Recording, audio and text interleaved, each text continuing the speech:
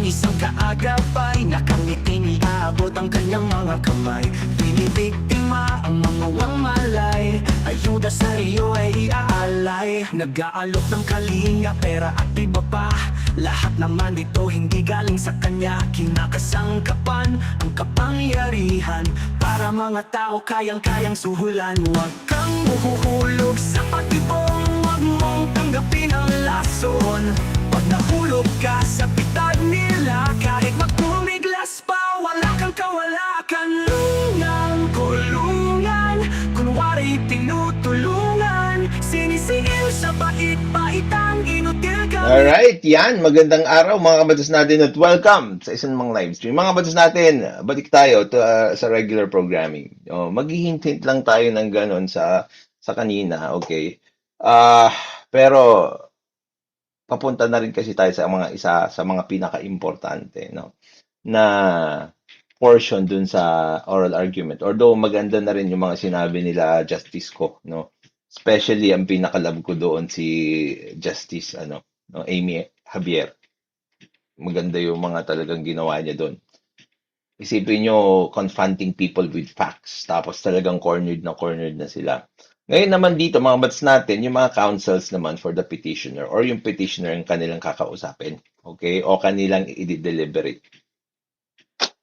Mga bats natin, na magtatanong sila ng mga clarificatory questions dito sa mga partido. Ngayon, dito na natin malalaman yung doctrine of operative fact at kung bakit mga kabatas natin yung doctrine na yun gustong-gusto nating maiwasan sa kaso na ito. Okay? Let's go. Government being PhilHealth only a trustee in possession of the trust fund. Okay, mga kabatas natin, ito yung one fund policy. Ito pa rin yung dinidiscuss. Kasi nga, itong si Honorable Dima Ampao, mga kabatas natin, nagtanong siya kung public funds ba yung PhilHealth. Ang contention ng mga petitioners, hindi yan public funds. Okay? Given by the beneficiaries and the contributors for PhilHealth. Let's talk about special fund. The reserve fund mentioned in Section 11 of Republic Act 11223 is Universal Health Care Act. Can you consider that as a special fund? Yes, Your Honor. It is a special fund, Your Honor, because it is for a special purpose. The fund that is derived from the sin tax collections, will that qualify as a special fund? Yes, Your Honor, because under the Republic Act 11346, which amended Republic Act 10351, the law specifically mentioned that these funds, the percentage, the 80% of the total collections must be used exclusively for PhilHealth, for universal health care under the PhilHealth. Do you recall or are you aware of a jurisprudential ruling regarding special fund? I'm asking about decision of the court. Mabait talaga itong si Honorable Dima Ampao, no? Kasi, are you aware, ganon, dun sa special fund, tapos siya yung magsasite nung decision. Naalala ko tuloy nung nag-hearing kami kahapon. Okay, kahapon. Yung kalaban kong abogado, nagsasite siya ng rules of court. No other than the rules of court, sabi niya sa akin. Your Honor provides that pwede yung ginagawa ko, sabi niya, kasi nag-object ako. Tapos, sabi ko sa kanya, I object to that, Your Honor. And can he cite what particular provision in the rules of court na pwedeng ganon? Sabi ko ganyan sa kanya. O di, kasi apat silang abogado eh. E di yung tatlong abogado niya research sila. Tapos, sabi ng judge, sige, ibigay mo yung citation. Sabi niya ganyan. Kasi gusto nila magpasok ng dokumento during presentation of evidence. Sabi ko, bawal yon. Unang-una, hindi ko ma-authenticate yung document na yan pag tinanggap ko. Pangalawa, it's a surprise, di ba? Tapos sabi nila, hindi naman daw nag-exist ng pre-trial. Pero sabi ko, dapat ni-raise nyo yan during the earliest opportunity. Ang dami-daming panahon. December nyo pa nakuha yan.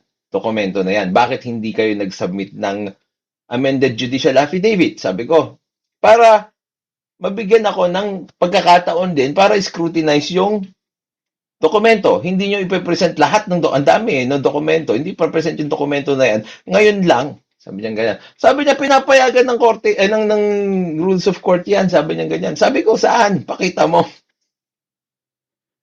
Hindi niya napakita. Tapos sinabi ko, actually, we don't need to go for any further than the rules on pretrial, sabi ko. Kasi the rules on pretrial limits the documents that will be presented already. Sabi ko ganyan sa kanya. So kung hindi mo present yan ng pretrial, wala na rin. Tapos yung nandoon pa, sinabi niya na dapat pag may mga dokumento kang ipipresent na kararating lang o dumating lang, you have to justify kung bakit, kung ano yung relevance ng document na yan at kung bakit tatanggapin ng korte yan. Kasi kung irrelevant din lang yan, tapos gusto mo lang rin i-present, kahit wala yan at hindi nag-i-exist yan nung panahon na yon, pag hindi mo ma-justify yung relevance ng document na yan, kung gaano siya importante sa kaso mo, hindi pa rin pwedeng mag-include ng evidence. So, yun. Pero makikita nyo talaga, syempre, ganun ang labanan sa korte. Di ba?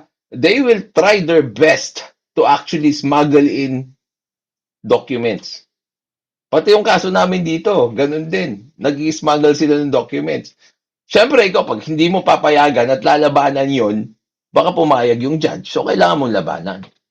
Okay, let's go. I believe, Your Honor, the mention earlier about the case of Coco Fed versus Yes. Aquino discusses the special fund, Your Although Honor. that pertains to Coco Levy funds. Now, what's the ruling of the court in that case? Di ba? Galing, oh.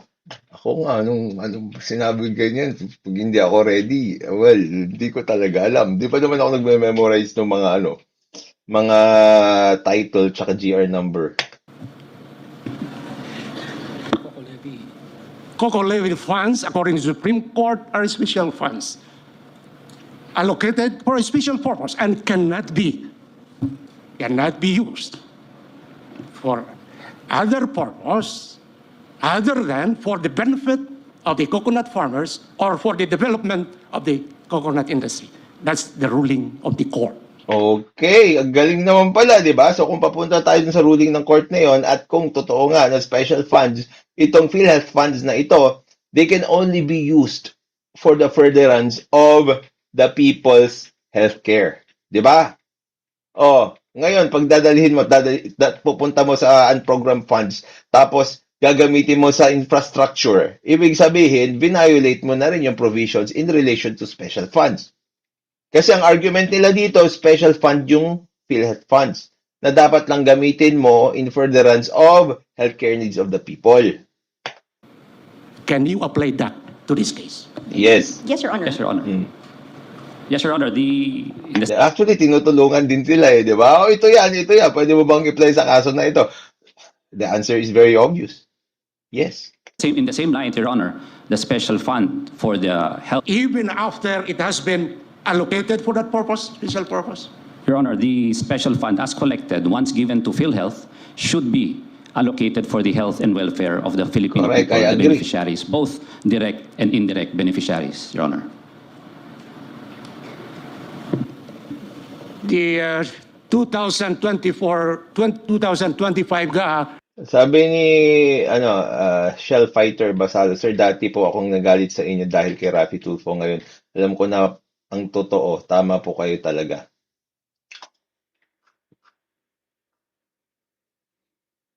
Marami pa tayong laban na harap. So, let's keep one. has recently been passed into law.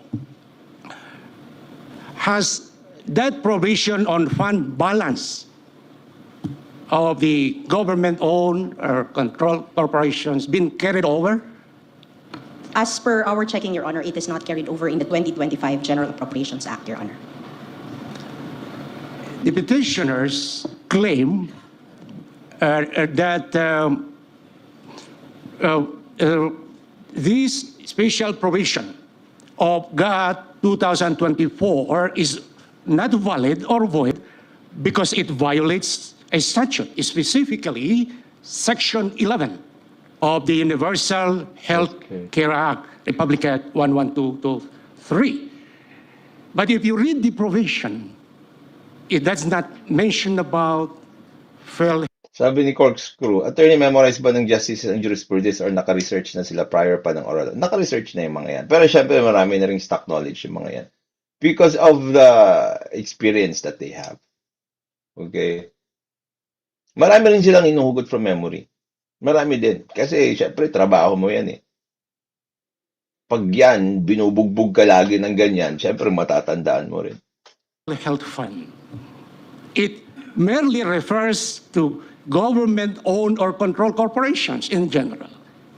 If you read the Department of Finance Circulars 003-2024, it likewise does not likewise mention about PhilHealth.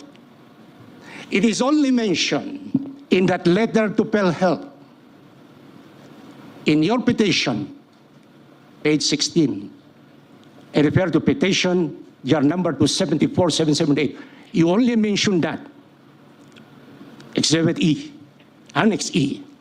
Now, my question is, from this instance, given this foregoing, are you not questioning the implementation of the law rather than the constitutionality of the law? Oh, yung tanong niya kasi dito mga kabatas natin, gusto niyang patunayan ng petitioners na hindi ito questions of fact. Kasi pag questions of fact yan, okay, hindi Supreme Court ang dapat dulugan. Pag pumunta ka sa Supreme Court, it must be purely questions of law. In our submission, Your Honor, we asked the constitutionality of the law because the DOF circular allows the implementation of the GAA and allows the Secretary of Finance to transfer funds from one department to the other. Constitutionally, Your Honor, as already mentioned, only the President under the executive may transfer funds from one department to the other and not the Secretary. We would also like to put on record, Your Honor, under our petition. Secretary, sino yun? Si Secretary of Finance, si Recto, okay? Sabi ni Alan Alda, please attorney, wag sana mamatay ang issue na to. Actually, wala sa akin yung kapangyarihan na yan. Okay? Yung kapangyarihan na yan nasa ating community, nasa inyo. Kasi if you will be interested and you will be watching these kinds of issues, topics, yun din yung may recommend sa mga ibang tao. Kasi ganun naman yung algorithm eh. Titignan niya kung this is worth watching by other people. Kung maraming nanonood dito, okay, i-recommend yan ng YouTube sa iba. Kasi baka maging interesado rin sila. Ganun yung algorithm. So, kayo ang wag bumitaw. Kasi ako, no matter what I do, I will stay here. I will talk about topics in relation to the law. This is what my channel is about. Okay? And like I said, even if isa lang or dalawa yung aking nabibigyan ng konting edukasyon sa mga ginagawa ko araw-araw, that's satisfying for me already. Pero when it comes to like bigger audience, bigger impact, nasa inyo yan. Okay? They're using everything against the Dutertes. Obvious naman eh. Kasi nga, syempre, maingay pag Duterte inatake mo kasi marami silang fans eh. Maraming fanatics eh. Kaya kung may gusto kang patayin na issue, ilabas mo yung mga alagad ni Duterte para sila yung mag-ingay at proteksyonan yung Duterte. Atake ka dun para matabunan. Diba? Enough para matabunan ng mga real issues na dapat po nagtutuunan na pansin. We have a letter to the Secretary dated 27. Tama. Let's all raise the level of discourse sa bansa and help improve the critical thinking ng mga tao. Alam nyo, sabi ko, well, I'll be proud naman na sabihin na yung community natin talaga ang, kung hindi una, isa sa mga unang-una mga kabatas natin na lumaban sa smart shaming. Kasi nung nag-uumpisa yung community natin, mga kabatas natin, sobrang grabe. Sobrang dami ang pumupunta dito na nag-smart shame. Ikaw na, di ikaw na magaling. Hanggang ngayon, di ba, meron? Pero mas madami noon. Di ikaw na magaling, di ikaw na magaling. Eh ngayon, wala na masyadong ganon, di ba? 7 August 2024, specifically asking that said transfer would be illegal and should not be implemented. And until today, Your Honor, we have no answer to our letter, Your Honor, addressed to the Secretary. Suppose we harmonize this provision in the 2024 GAA with this law, Universal Healthcare Act, and remain, and this reserve fund should remain untouched. Would you still claim that there is improper implementation of the law? We submit that we cannot harmonize. These are two conflicting provisions, Your Honor. It cannot be harmonized because specifically stated that it is only for the purposes intended. And if they are trying to skirt the law by... Okay, yung sinasabi niyang harmonize kasi dyan, mga kabatas natin, yung parang pagsamahin yon, yung dalawang batas na yon, para siya mabigyan ng bisa. Ang sinabi dito ni Attorney Howard M. Calleja, ang sinabi niya, hindi mo pwedeng i-harmonize yon kasi conflicting provisions sila. So, ibig sabihin, kapag conflicting, hindi mo sila pwedeng ipatupad ng sabay. Okay? Passing the GAA and putting a provision that would allow a transfer to us that cannot be statutorically harmonized, Your Honor, and the GAA would be violative and invalid, Your Honor. Thank you. May I now ask Chairman Nery Javier. Sabi ni Calwinger, di ikaw na matalino sagot. Thank you. Sana matalino ka rin. Di ba? Maganda. Colmenares, because in your petition, you raise this President certification and this bicameral conference committee. Am I correct? Yes, Your Honor. Thank you. I could vividly recall last February 25, you manifested in my petition, I raised these two issues. Now I will ask you on this. Yes, sure. Thank you, Your Honor. Article 6, Section 26, Paragraph 2 of the Constitution provides that the President may certify to the necessity of the immediate enactment of a bill to meet public calamity or emergency. Do you know the case decided by the court? Which Makinig na lang tayo kasi nga, in-explain naman lahat ni Associate Justice. delved into this certification by the President regarding the urgency of a bill? Yes, Your Honor. Well, if you're referring to the case of Tolentino, Your Yes. Honor, it was cited there. Tolentino et al. Versus Secretary of Finance, 115-455, promulgated on August 25, 1994. The basis for such certification has been challenged in that case.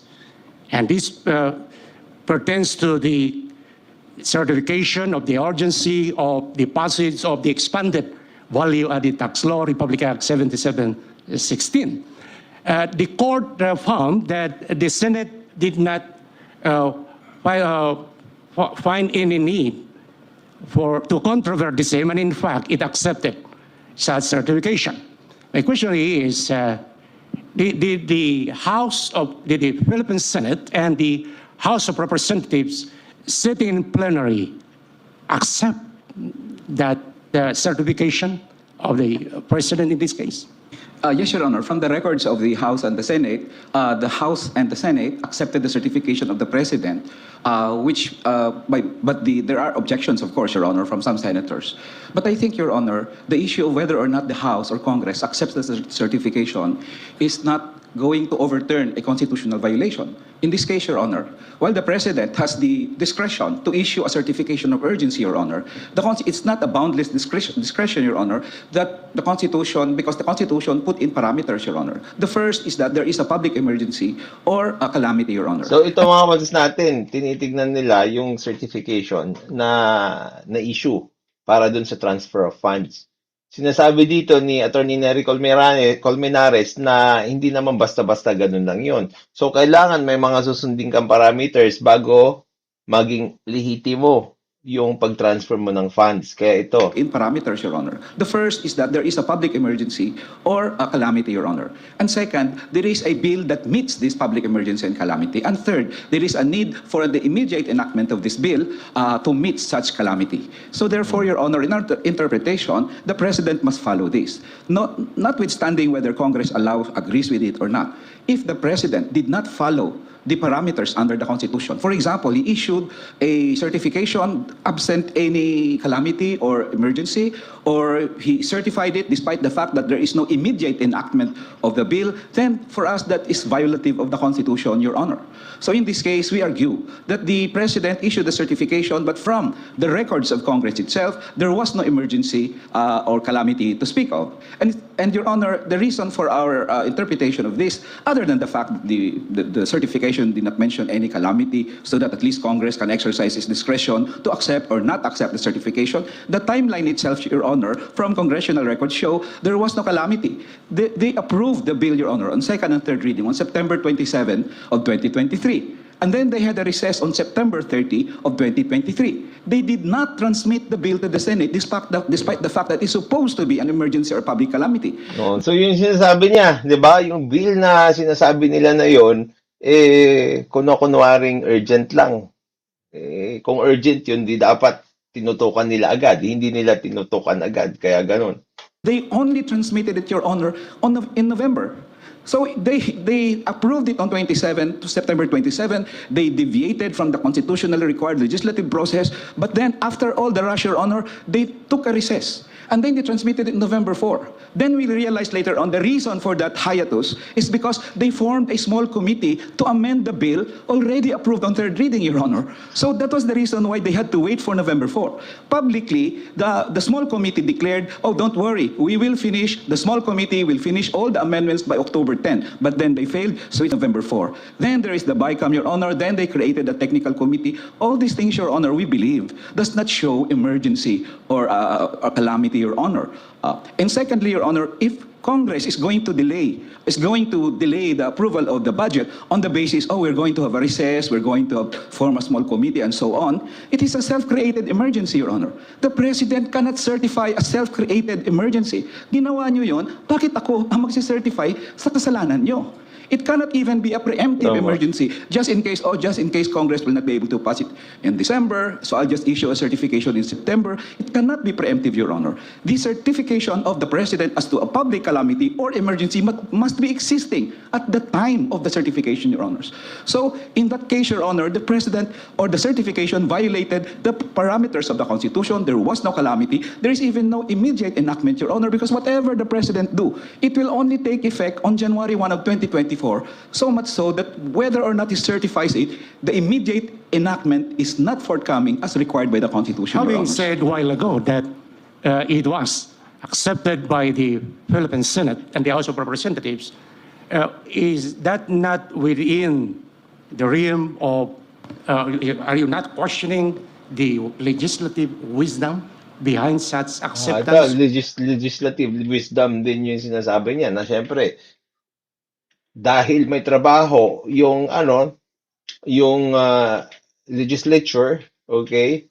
Tapos merong separation of powers, pag ginamit nila yung kanilang legislative wisdom dahil sa separation of powers at co-equal body sila, kung yung kanilang wisdom ang pag-uusapan, hindi rin pwede kasing i-encroach yon ng Supreme Court. Kasi nga, well, they are co-equal bodies. Of that certification? Your Honor, no, Your Honor, because legislative wisdom can only be considered if there is no violation of the Constitution. In fact, Your Honor, this is very strange. Presidents issue certification, they did not explain to the Congress what calamity I'm addressing, how will this bill meet the calamity, and yet Congress blindly follows the certification. I have a suspicion, well, beyond this case, Your Honor. In fact, for them, ano ba itong emergency na sinasabi ng Presidente? Now, let me now ask you about bicameral conference committee. Thank you, sir. Do you recall decision of the court that made mention about this BCC, bicameral conference committee, Abacada Guro part list Yes, versus Ermita? Well, I've read the GR number 1680. 56. Antayin mo siya magsalita kasi sasabihin niya lahat. Ikaw naman, Attorney Nery Colmenares, hindi ka pa nakakuha ng hint. Pag sinabi niya na, have you read this? Antayin mo lang siya. Parang yung ginagawa ng abogadong attorney. Kasi, he does not expect also for you naman to memorize kung ano yung title tsaka GR number. Ipapaliwanag niyo yung principle behind this. Ikaw naman, oh. 6 promulgated on September 1, 2005. Yes, The even Supreme Tolentino Court- mentioned that, Your Honor. Wag na muna magsalita. Sasabihin niya yan. Ikaw naman. Said in that case that Ah, this binabara-bara mo eh. BCC is mandated. The court, in effect, recognized that to settle these diverging or disagreeing provisions in the House and Senate bills. Yes, Your Honor. There is Are you against this BCC or Bicameral Conference Committee? Totoo naman yun, sila naman yung nag-harmonize, di ba? No, Your Honor, as long as they follow the Constitution. In the Constitution, for example, Your Honor, appropriation bills should exclusively originate from the House. And the role of the Senate is to propose amendments to the bill. Correct. 281 billion unprogrammed fund from the NEP submitted by the President. 281 approved by the House, 281 approved by the Senate. The Senate did not propose any amendments to the 281 billion. Suddenly, Your Honor, the BCC proposes 431 billion, half a trillion, Your Honor. Ito yung sabi niya, mga kabatas natin, no, yung unprogrammed funds, 281 million lang sa lower house hanggang sa Senate. Ngayon, nung pumunta, naging 400 billion. Your Honor, the BCC proposes 431 billion, half a trillion, Your Honor, 431 billion, biglang umangat. items and projects in that program fund. So did that originate from the House? No, Your Honor. It originated from the senators and the members of the House in the BCC. Was it? Yung BCC kasi, problema talaga yan. Well, sa tingin ko doon talaga maraming nagkakaroon ng ayusan ng bigayan kung saan mapupunta eh. Sinabi ni Honorable Japar B. Di Mampaw na ang trabaho ng BCC is to harmonize. 'Di ba? Kung ano yung GAB 1 tsaka yung GAB 2 sila yung mag-harmonize. Hindi mo na kailangang i-harmonize yung mga bagay na hindi conflicting or different, 'di ba? Kasi pareho na eh. You just have to adapt it. So kung yung program funds ay 281, ibig sabihin dapat 281 billion yan all throughout. Wala nang harmonization na mangyayari. Ang nangyayari, inakyat pa. Oh. The proposal of the Senate? No, Your Honor. The Senate did not propose amendments to the 281 billion. So even the senators in the BCC have no power to propose amendments. Correct. The BCC, Your Honor, cannot propose amendments to that already approved by Congress and the Senate because Correct. the BCC is not the Senate. And the Constitution says the Senate may You propose. mean that BCC cannot introduce new provisions? They can introduce harmonization, as you mentioned, Your Correct. Honor. If Congress says 281 billion and the Senate says, let's make it 300 billion, the BCC can now harmonize the two provisions. Correct. But in this case, Your Honor, the House said 281, the Senate said 281. So where did the 739 billion come from? It came from them, Your Honor. So they have no authority to propose it. This is ultra vires, Your Honor. It did not originate from Ano yung ultra vires? Beyond their power. May kapangyarihan naman talaga sila. Pero mga kabatas natin, tulad yan ang sinabi ng Constitution din natin, yung National Expenditure Program, mga kabatas natin, hindi dapat nai-increase yan. Nababawasan lang at saka pwedeng i-transfer. Pero hindi nadadagdagan. from the House. It was not a proposal of the Senate. If it's ultra vires, no amount of ratification, Your Honor, can cure an unconstitutional act. Okay, Thank you, Your Honor. I got your point. Let me ask you about Sabi niya, I got your point there, sabi niya. the application of this very popular doctrine of operative fact. Dito na. Ito mga kabatas natin, yung gusto-gusto kong pag-aralan natin dito. No? Doctrine of operative fact. Yes, Your Honor. Assuming that your petitions are deemed meritorious, will the application of this doctrine of operative fact prohibit the return of the money transferred to the National Treasury? Well, Your Honor, of course, it's at the discretion of the court. But for us, at the very least, the 479 billion of new items inserted by the BCC should be returned. And those funds which were spent with bad faith, for example, Your Honor, there was a TRO issued, and yet the PhilHealth funds transferred were still spent despite the TRO or after the TRO, and I think they should be returned. The entire PhilHealth fund should be returned, Your Honor. Well, the 479 billion, Your Honor, if there is corruption attendant to the bills, I would like to think that they should be returned, Your Honor, at the very least. But we leave it to the discretion of the court in this case because ito yung problema, Your Honor. They placed us in a corner. Gawa-gawa ng iilan, everybody's affected. Ang magandang argument din dyan, no? It is an illegal act. Diba? Siyempre, kapag illegal act yan, dapat,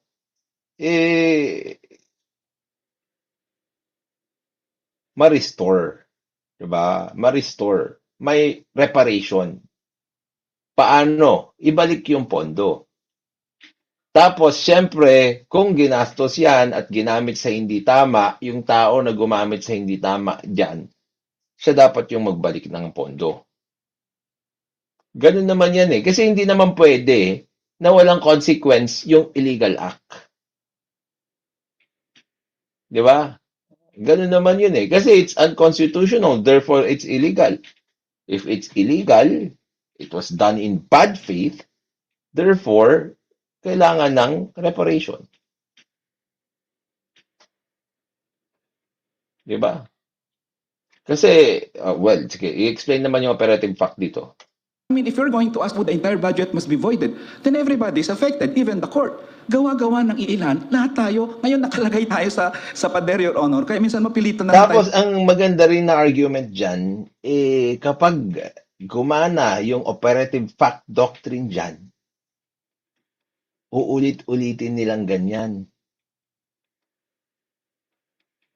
Tapos, syempre, it will take some time for the court to act on it. Kasi nga, kailangan may mag-raise ng issue sa kanila. Pag inulit-ulit nilang ganyan, it's a bad precedent. Di ba? Oh, iakyat mo sa Supreme Court, sasabihin nila, operative fact doctrine, hindi mo na mababalik yung budget. Kahit illegal yung ginawa nila. Di ba? Then what's the purpose of the rule? If it can be violated, and the people can get away from it. Diba?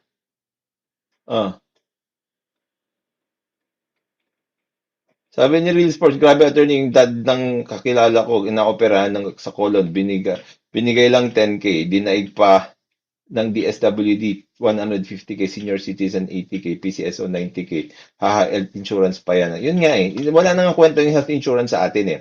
Kaya nga takot na takot magpa-doktor yung mga tao because this health insurance really is negligible kapag pumunta ka. Hindi ka talaga makakampante kahit member ka ng PhilHealth kasi ang liit ng sinasubsidize. Diba? Magiging loophole siya. Correct. So ang trabaho kasi ng Supreme Court din kasi kapag may mga ganyan na loopholes sa batas, sila yung nag-i-interpret para gumanda yung batas at hindi maabuso.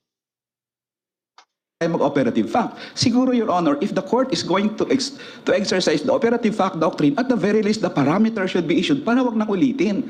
Kasi otherwise, Correct. kung inulit nila yun, Your Honor, malagay na naman tayo sa alanganin, mag-operative fact na naman ulit tayo. They've cost hundreds of billions of pesos to the Filipino people. Correct. So, sinabi niya pala yun. lulusot lang sila because of the operative fact. Nagastos na namin. I mean, Your Honor, I am now in no conscience to say na sige na tanggalin, ibalik lahat yan. Siguro the court will have to do this as declared by the court, sparingly, case-to-case basis. But for me, if there's bad faith, if there's corruption, the court must order its return, especially the entire PhilHealth fund, for example, Your Honor. Yun din ang isang argument yan eh. Yung sa akin lang, no? The operative fact doctrine does not work, no? Doon sa isang deliberate illegal act na reversible naman. Di ba? Honor, 89 billion, that's clear from the questions of Justice Ko, and other funds that may have been attended by corruption, Your Honor. In any case, Your Honor, whatever is the decision of the court, if there is an irregularity or corruption, people must go to jail. People must be charged Correct. for this insertion of 500 billion peso in the budget of the unprogrammed appropriation, merely because it's their whim, not because the House said so, not because the Senate proposed it, but because they felt they know of items that nobody ever thought of, not even the President, not the House, not the senators. They, by their lonesome, the BCC senators and the House of Representatives thought of these items that nobody thought about. For us, Your Honor, that is not only arrogance, that is a usurpation of the powers of both houses of Congress, Your Honor. This is what the doctrine of operative fact says. It nullifies with law, but sustains its effects. The effects, Yes, Your Honor, correct. in exceptional circumstances. Yun sinabi niya, it nullifies the law. Ibig sabihin, illegal yan. Illegal yan. Hindi tama nga yung ginawa mo, pero yung epekto niya, mananatili na. Yun. So, kung nagastos mo, mariremain ng nagastos yun. Kahit illegal yung ginawa mo. Your Honor. So it does not apply to this case?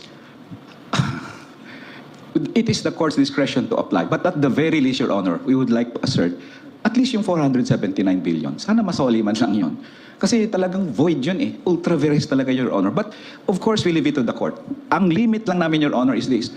At least the billions of pesos taken from PhilHealth and the billions of pesos taken from PDIC, I heard it, I read it's 100 billion pesos taken from the Philippine Deposit Insurance Corporation. They should be returned, Your Honors, because these are very important to the right to health, as my co-petitioner said, and even the security of depositors, Your Honor. You take 100 billion pesos more than what was taken from PhilHealth in PDIC. These things, Your Honor, there must be a lesson taught here, Your Honor. And Dun there sa must be- mga nagtatanong, dapat may makulong dito. Alam niyo mga batas natin, kung magkakaroon naman ng resolution yung Supreme Court dito, ang mangyari kasi dito, hindi magpapakulong yung Supreme Court dito kasi this is not a criminal action, okay?